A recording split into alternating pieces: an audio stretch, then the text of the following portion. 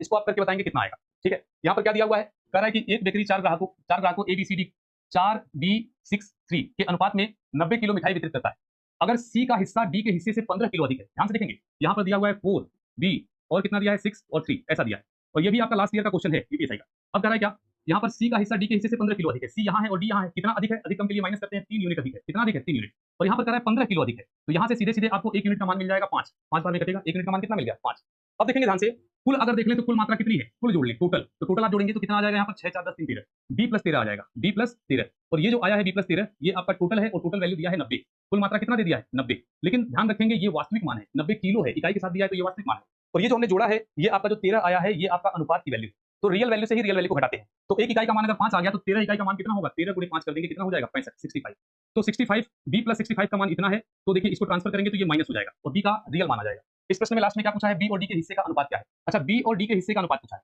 यहाँ ध्यान से देखें, अगर आप यहाँ पर बी का मान निकालना चाहें तो इसको ट्रांसफर कर देंगे, इधर बी की वैल्यू आ जाएगी, कितनी आ जाएगी, बी की वैल्यू 65 इसमें से माइनस कर देंगे, आ गया कितना 5,